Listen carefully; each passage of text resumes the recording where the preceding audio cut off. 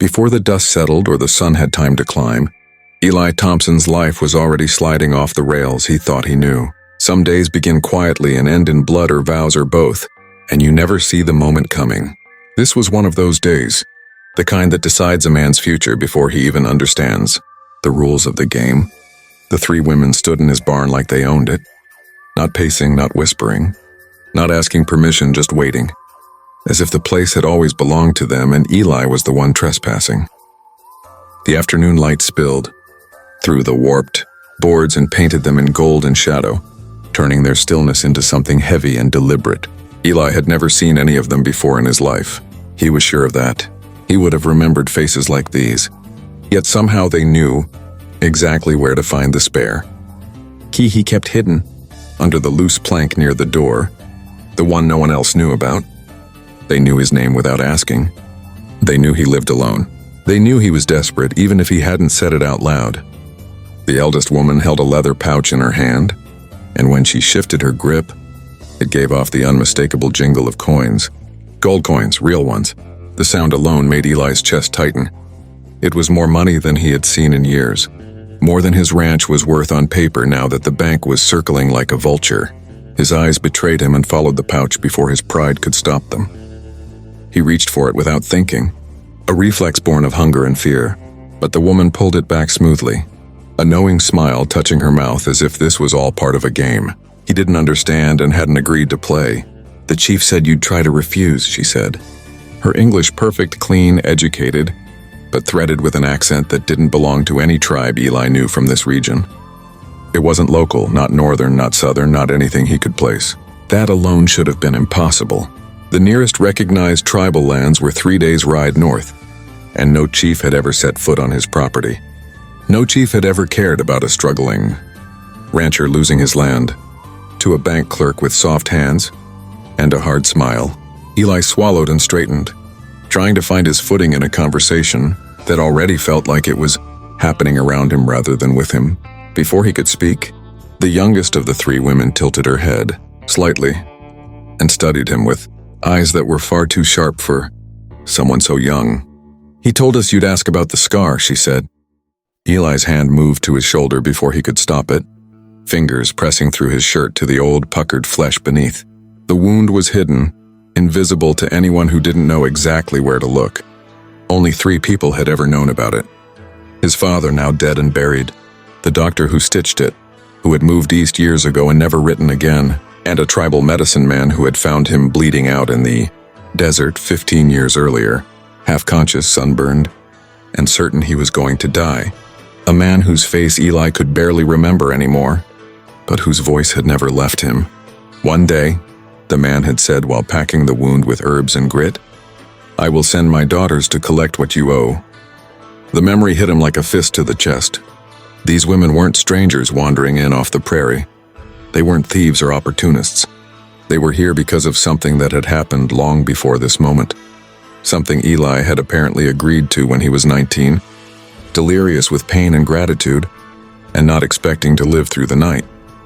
But even then, the medicine man had spoken of daughters, not 3 sisters who looked nothing alike, spoke with different accents, and wore clothes that seemed drawn from different tribes and different lives entirely. And if a chief had sent them to collect a debt, why did the money in that pouch feel like payment instead of a demand? His legs felt unsteady as the memory fully returned.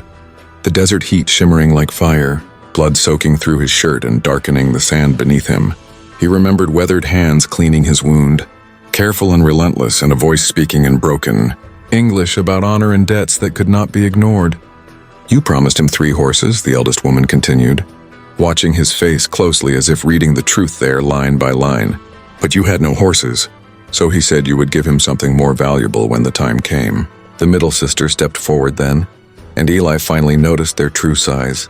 These weren't ordinary women. Each of them stood nearly as tall as he did, with broad shoulders and thick arms shaped by hard labor rather than softness. They had the kind of bodies you earned through years of survival, not comfort. Their presence filled the small barn like 3 oak trees planted too close together, solid and unyielding. "I'm Nora," the eldest said. Her voice was steady, unshaken. "This is Cora, and that's Willa." She gestured to the other 2, who nodded but said nothing. Our father sent us here because his time is running short. The white man's sickness took most of our people. Only the three of us remain of his blood. Eli's mouth went dry. Your father, he said slowly. The medicine man. Chief Ayana, Nora corrected gently. He became chief when the old one died last winter. And yes, he remembered a foolish boy who promised whatever the chief needed in exchange for his life. The weight of 15 years pressed down on Eli's chest. He remembered now, remembered the fevered words and the way death had seemed close enough to touch. He had meant every word at the time, meant them with the sincerity of someone who believed he had nothing left to lose. But he had survived. People said crazy things when they were dying. Everyone knew that. I don't understand, Eli said, though part of him already did. Why me? Why? Here, why now? Willa let out a short, bitter laugh. Because the soldiers are coming for our land next month. Because we need protection that only a white man's name can give us. Because you owe a debt. Cora spoke then for the first time. Her voice softer than her sister's, but no less firm. Father is dying. His last wish is to see us safe. A marriage to a landowner would give us legal standing. Give us a chance. Eli looked around his failing ranch. The sagging roof, the empty corral, the fields he barely managed to plant. Safe here? He asked. I'm 3 months behind on my mortgage. The bank's coming to take this place. Nora reached into the leather pouch and poured a handful of gold coins into her palm. The sight of them stole the breath from his lungs. There was more money there than Eli had ever held at one time. More than his ranch was worth even in better days. Father's savings, she said. The last of what our people had. It's yours if you honor your word. The coins gleamed in the sunlight streaming through the barn door. Enough to save his land, fix the roof, buy cattle. Everything he had dreamed of and more. But the price was 3 wives. Women from a dying tribe who spoke of debts and promises he barely remembered making. I need time to think, Eli said. Time is what we don't have, Nora replied. The soldiers march at dawn. Father expects an answer before sunset. She paused, her dark eyes boring into his. He also said to tell you about the other promise. Eli's blood ran cold. There had been another promise. One he had hoped the old man had forgotten. The other promise, he whispered. His hands began to shake as the memory surfaced like a stone breaking still water. If you ever break your word to me, he had whispered in his fever. May my bloodline end with me. It had seemed meaningless then, the desperate oath of a dying boy. But now, standing before 3 women who could easily overpower him if they chose, the words felt like a noose tightening around his neck. He remembers, Willa said quietly, noting his pale face as she stepped closer. Eli caught the scent of leather and wood smoke on her clothes. Good, that makes this easier. Cora pulled a rolled paper from her belt and unrolled it across a hay bale.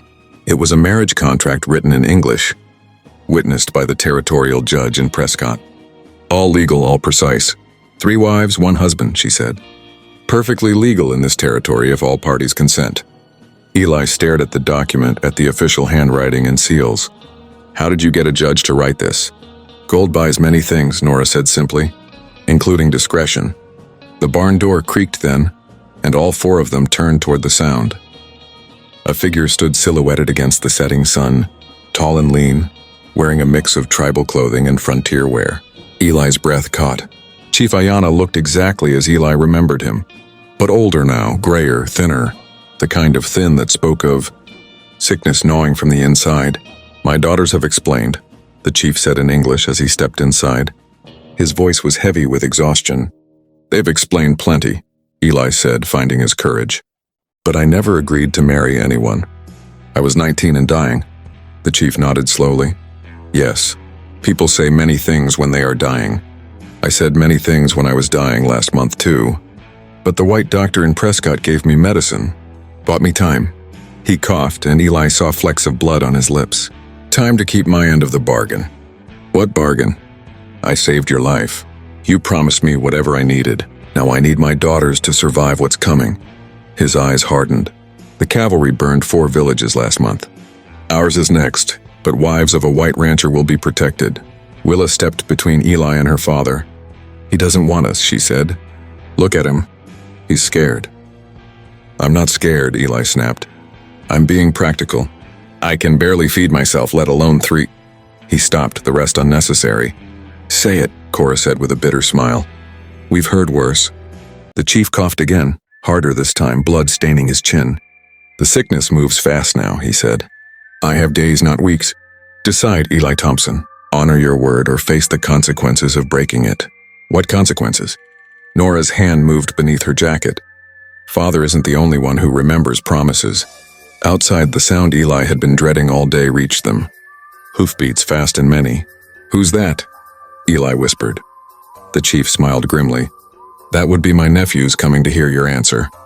4 riders emerged from the dust. Young men hardened by loss, their hands never far from their knives. The leader stepped into the barn, a jagged scar across his cheek, and spoke rapidly to the chief in their native tongue. Tension filled the air like smoke. Speak English, Nora ordered. Mr. Thompson deserves to understand what concerns his future. The man's eyes fixed on Eli with open hostility.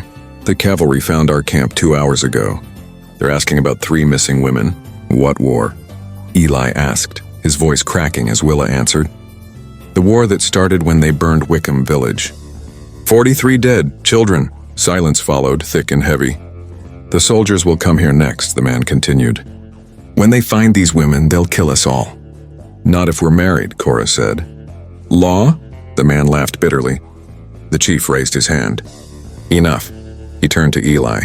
The choice is simple. Marry my daughters or watch them die. The ground began to vibrate. That's not thunder, the nephew said. That's horses. Eli swallowed. Hide in the root cellar, he said. They'll search everything, the nephew replied. Chief Ayana struggled to stand. There's something else, he said. My daughters are wanted. For what? We killed the men who burned our village, Willa said. 6 men, murderers, bounties, soldiers dismounting outside. Open up, Thompson, Captain Morrison called. Eli looked at the women, at the contract, at the life he'd never thought he'd have. I need a pen, he whispered. Nora's eyes widened. Cora pressed a pencil into his hand. Eli signed, then Nora, then Cora, then Willa. The barn door flew open. Captain, Eli said, meet my wives. The barn door flew open with a violent scrape of wood on wood, and Captain Morrison strode inside as if the place already belonged to him. 3 soldiers followed close behind, boots thudding against packed dirt, rifles held at a casual angle that fooled no one. Morrison was a thin man with sharp bones and colder eyes, the kind that measured profit and danger in the same glance. His blue gaze swept the barn in one slow arc, lingering just a second too long on the marriage contract still lying, open on the hay bale. Thompson, Morrison said, his mouth twisting into something that almost resembled a smile. Interesting company you're keeping. Eli stepped forward, heart hammering, positioning himself, just enough to block the captain's line of sight to Chief Ayana, who leaned heavily against the wall, looking more dead than alive. Captain, Eli said evenly, surprising himself with the steadiness of his own voice. What brings you out here so late? We're tracking dangerous fugitives, Morrison replied. 3 native women accused of murdering 6 white men. Witnesses saw them heading this, direction. His hand rested lightly on the grip of his pistol, as if it belonged there. Haven't seen anyone like that, Eli said. Just hired some new hands to help with the harvest. Morrison's eyes flicked to Nora, taking in her size, her stance, the unmistakable strength in her shoulders. That's a mighty big ranch hand you've got there. Eli swallowed. That's my wife, Nora Thompson. We were married this afternoon. The silence that followed felt stretched thin enough to snap. Morrison's gaze sharpened, moving from Nora to Cora, then to Willa. Your wife's got sisters? My other wives, Eli said, the words strange and heavy on his tongue. All legal, all proper. One of the soldiers snorted. Morrison shot him a look, then held out his hand. Let me see the paperwork. Eli passed over the marriage certificate, praying Morrison wouldn't notice the faint smudge where the ink was still drying. The captain studied it closely, eyes flicking from the territorial seal to the judge's signature. His jaw tightened as he read, irritation flashing across his face when he realized everything was infuriatingly in order. Convenient timing, Morrison said at last. Marrying 3 native women right when we're hunting 3 native murderers. My wives are from the Tohono O'odham, Eli lied smoothly. Peaceful farmers from the south. They've never been near Wickham village. Nora stepped forward then, and Eli felt a strange surge of awe at the way she softened herself, shrinking her imposing presence just enough to seem less threatening. "Captain," she said politely, her English flawless, "we've been traveling for weeks to reach my husband's ranch. We know nothing of any trouble up north." Morrison's gaze shifted to Chief Ayanna. "And him?" "My father-in-law," Eli said quickly. "He's sick." Joseph moved to support his uncle, playing the role without missing a beat. "The sickness took many of our people," he said. "Father is all we have left." Morrison studied them, searching for cracks, for fear, for anything that didn't fit. All he found were tired faces and a dying man. With obvious reluctance, he thrust the marriage certificate back at Eli. "If I find out you're lying to me, Thompson, I'll see you hang alongside them." "I understand, Captain." Morrison signaled his men and they filed out of the barn. At the doorway, he paused and looked back. "I'll be watching this place." As the soldiers rode away, Eli's legs nearly gave out beneath him. The silence they left behind was heavier than the storm clouds gathering overhead. Nora exhaled slowly. "That was closer than I like." Joseph helped Chief Ayanna down onto a hay bale. The old man's breathing was shallow now, each breath a visible struggle. "Uncle needs rest," Joseph said. "There's a doctor in town," Eli began. "No," Ayanna whispered. "Too dangerous." He fixed his gaze on Eli. "My daughters are safe now. That is enough." They moved the chief into the house as dusk settled, the building feeling smaller with each step. Not long after, Joseph and the other nephews melted into the hills, ghosts slipping back into the dark. Night had fully fallen when Eli finally realized how quiet the prairie had become. Too quiet. Willa was the first to hear it. "Horses," she murmured. 3 riders appeared against the starlit horizon, moving slow and deliberate. "Not soldiers, hunters." "Bounty hunters," Cora said grimly. Eli blew out the lamp and moved to the window. "How do we handle this?" "Like before," Nora replied. "We're your wives." A knock sounded, polite and measured. "Mr. Thompson," a man called. "We're looking for some missing women." Eli opened the door just enough to speak through the chain. The man outside had kind eyes and gray at his temples, the sort of face that put people at ease. The gun on his hip told a different story. "Name's Fletcher," he said. "Mind if I come in?" Eli hesitated, then unlatched the door. Fletcher stepped inside, eyes scanning the room with professional interest. Nora appeared with a coffee pot, playing the part flawlessly. Cora and Willa followed, their movements calm but coiled. "3 wives," Fletcher said mildly. "That's unusual." "Legal," Eli replied. "Oh, I know," Fletcher said, setting down his untouched coffee. "Just funny how the women I'm tracking are also 3 sisters." Also big. Tension coiled tight. "I think I'll need to see that marriage certificate," Fletcher said, hand drifting toward his gun. Willa stepped forward, knife flashing into her hand. "You should leave." That was when Chief Ayanna entered, leaning heavily on Joseph's arm, holding a silver badge that caught the lamplight. "Deputy Chief Ayanna," he wheezed. "Territorial Marshal's office." The lie was bold enough to steal the air from the room. Fletcher froze, eyes locked on the badge. "These women are under my protection," Ayanna continued. "Operatives." After a long moment, Fletcher nodded slowly. "I'll verify this." "You do that," Ayanna said. The bounty hunters left without another word. When the door closed, Ayanna collapsed. The badge slipped from his fingers and clattered to the floor. He died before dawn, peacefully surrounded by his daughters. As the sun rose, Eli stood on the porch with 3 women who were now, impossibly, his wives. "So," Willa said softly. "What now?" Eli looked out over his land, no longer empty, no longer just his. "Now," he said, "we make this work." Morning came softly, the way it always did on the prairie, as if the land itself refused to acknowledge how violently the night had passed. Pale light crept through the thin curtains of Eli's house, settling over worn furniture, packed dirt floors, and 4 lives that had been forced together by blood, fire, and impossible choices. The silence after Chief Ayanna's death felt heavier than any shouting or gunfire. It pressed down on them as they stood in the small front room, unsure who should move first, unsure what words could possibly fit a morning like this. Joseph and the other nephews took the chief's body before dawn, wrapping him carefully, reverently, and carrying him into the hills for burial according to their customs. They did not ask Eli to come. This was not his place, not yet, maybe not ever. He watched them disappear into the gray light, moving like shadows between the rocks, and understood that whatever protection he had offered came at the cost of other goodbyes he would never fully see. When the door finally closed behind them, Eli turned and found himself alone in the house with his 3 wives. The words still felt unreal, like something borrowed from another man's life. Nora stood near the table, her posture straight despite the exhaustion etched into her face.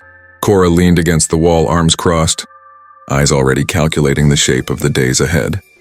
Willa hovered near the window, restless as ever, watching the horizon for threats that might never come or might come all at once. "So," Willa said at last, breaking the silence with a small, crooked smile. "What now, husband?" Eli let out a breath he hadn't realized he was holding. "I suppose we figure out how to live," he said. "That seems like a good place to start." The house had only 2 bedrooms, a fact that became immediately obvious once they began taking stock of their new reality. There was no argument, no awkward debate. Nora took charge with quiet authority, assigning spaces, moving furniture, making decisions with the same steadiness she had shown since stepping into Eli's barn. Practicality came first. Survival always did. In the days that followed, the ranch began to change, slowly at first, then with gathering momentum. Nora insisted they go to town within the week, despite the risk. She took Eli's arm as they walked down the main street, her presence unmistakable, daring anyone to question her place there. She paid off the mortgage in full with her father's gold, watching the banker's hands shake as he counted out the coins. The man asked no questions. Gold rarely invited them. Cora turned her attention to the ranch itself. She mapped out the land, reorganized the work, and imposed order where there had once been only Eli's exhausted improvisation. Under her direction, fences were repaired, cattle purchased, crops planted with intention rather than hope. She worked as hard as any man, harder than most, and expected no praise for it. Willa brought something else. Entirely. Laughter, fire, life. She sang while she worked, loud and unapologetic, her voice carrying across the fields. She challenged Eli at everything, from riding to shooting to stubbornness itself, and refused to let him retreat into the quiet despair that had once defined him. At night, when the lamps were low and the prairie hummed with insects and distant coyotes, they sat together on the porch, sharing stories in fragments. Not confessions, not yet, but pieces, enough to build something resembling trust. A month passed. Then another. Captain Morrison returned once, riding up with the same cold eyes and measured smile. But he found a ranch transformed, fields green with promise, cattle grazing, a man standing straighter than before, flanked by women who looked like they belonged exactly where they were. Morrison asked a few polite questions, accepted Eli's calm answers, and rode away without pushing further. The bounty hunters came too, sniffing around the edges of the territory like wolves who sensed blood but couldn't find the trail. Each time they found nothing worth risking a fight for. A married man, legal wives, a prosperous ranch not worth the trouble. One by one they drifted elsewhere, drawn by easier money and weaker defenses. The arrangement that had begun as desperation slowly shifted into something deeper. Not romance, not the kind sung about or written down, but partnership, respect, a shared understanding that none of them had survived. This long by accident. They argued, of course, about space, about decisions, about fear, but the arguments ended with work still done, meals still shared, and the quiet certainty that none of them stood alone anymore. One evening, as the sun bled red across the horizon, Eli found himself watching Nora mend a fence with practiced ease, Cora checking figures in a worn ledger, and Willa laughing as she tried to teach him a song he could never quite get right. The realization came without drama, without fanfare. This was his family, unlikely, imperfect, forged in violence and necessity, but real all the same. "When your father first sent you," Eli said quietly, as they sat together watching the stars emerge, "I thought it was the worst thing that could happen to me." Nora glanced at him, her expression softening just slightly. "And now?" "And now," Eli said, looking at each of them in turn, "I think it saved me." The prairie stretched endlessly before them, dangerous and beautiful, unforgiving and full of promise. Eli Thompson, no longer a failing rancher waiting to lose everything, finally understood the debt he had been asked to pay, not in gold or land, but in loyalty, courage, and the willingness to stand when running would have been easier. In honoring that debt, he had found something he never expected. A place to belong,